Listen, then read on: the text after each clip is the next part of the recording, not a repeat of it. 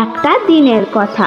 এক জঙ্গলে একটা লম্বা শিংওয়ালা মোটাসোটা হরিণ ছিল। সে সারাদিন জঙ্গলের ঘাস পাতা খেত আর ঘুরে বেড়াতো। একদিন এক বুড়ো নেকড়ে তাকে ঘিরে ফেলেছিল আর তাকে শিকার করতে চেয়েছিল, কিন্তু হরিণ নেকড়েকে বোকা বানিয়ে সেখান থেকে পালিয়েছিল। নেকড়েও তার পেছন পেছন দৌড়াতে শুরু করলো। এক জায়গায় একটা পুকুর ছিল।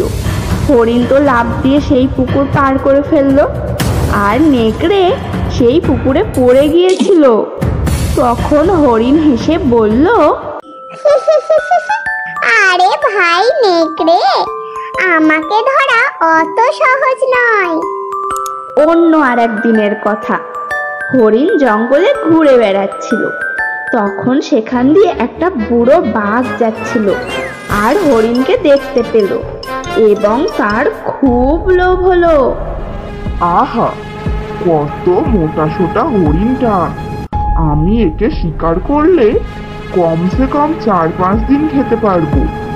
এই বলে বাঘ তার দিকে এগিয়ে গেল। হরিণ তাকে দেখেই সেখান থেকে পালালো। এই হরিণ তো দেখছি খুব চালাক, একে শিকার করা অত সহজ হবে না।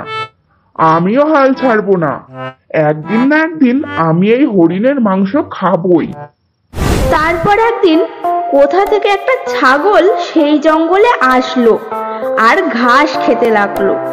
তখন সেখানে হরিণ আসলো আর ছাগলকে বলল, এই ছাগল, তুই কোথা থেকে এসেছিস? আমাদের জঙ্গলে ঘাসই বা খাচ্ছিস কেন? নিজের ভালো চাস তো এক্ষুনি এখান থেকে চলে যা, না হলে আমার এই শিং তোকে ফুটিয়ে দেব। আমি ছাগল বলে কি আমাকে কমজোরি ভাবছিস নাকি? একটা হরিণের সামনে আমিও মাথা নত করব না। এই বলে তারা দুজনে লড়াই শুরু করলো। তাদের দুজনের লড়াই দেখে জঙ্গলের সব পশু পাখি সেখানে আসলো। আরে এরা দুজন এমন ভাবে লড়াই কেন করছে? এদের দুজনকে এখনই কেউ থামাও, না হলে দুজনের মধ্যে কেউ একজন মারা যাবে।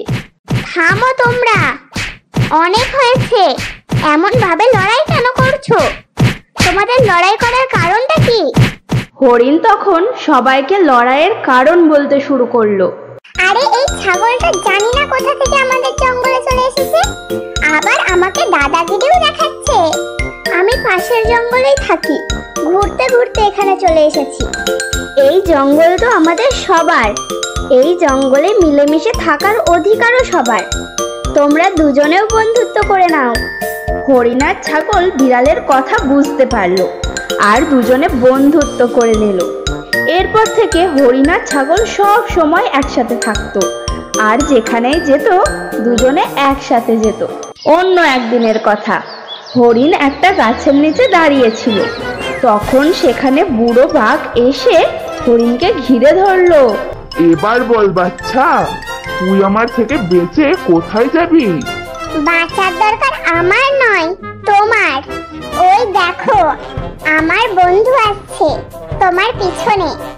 তখন সেখানে ছাগল চলে আসে আর জোরে জোরে ধাক্কা মেরে বাঘকে ফেলে দেয়। এরপর হরিণ আর ছাগল মিলে বাঘকে খুব মারে এবং সেখান থেকে চলে যায়।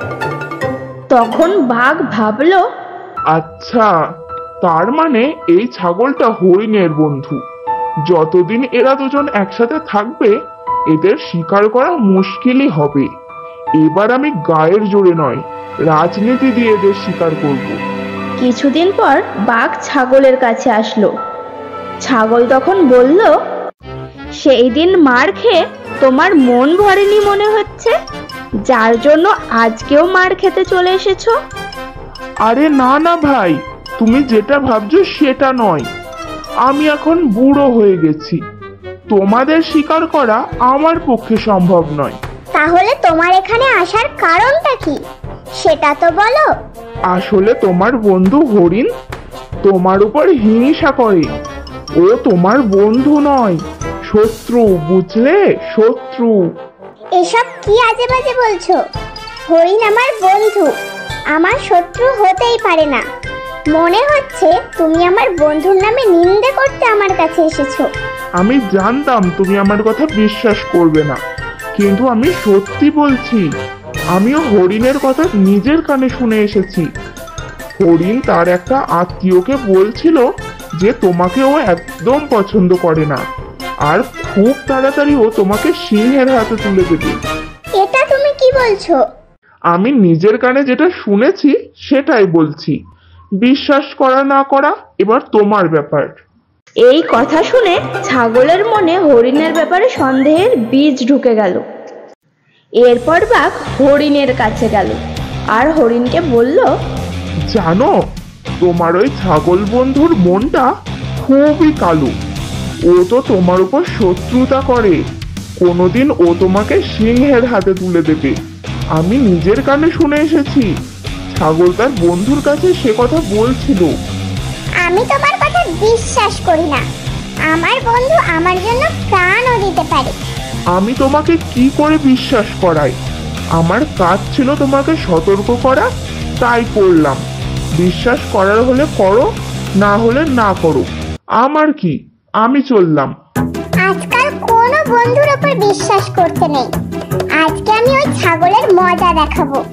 এটা ভেবে হরিণ ছাগলের কাছে যাচ্ছিল আর বাঘ লুকিয়ে লুকিয়ে হরিণের পেছন পেছন যাচ্ছিল।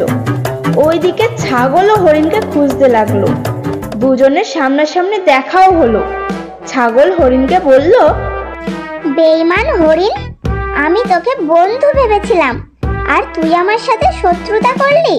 বেঈমান আমি না তুই। আমি তোর সব প্ল্যান জানতে পেরেছি। এবার আমি তোকেও ছাড়বো না।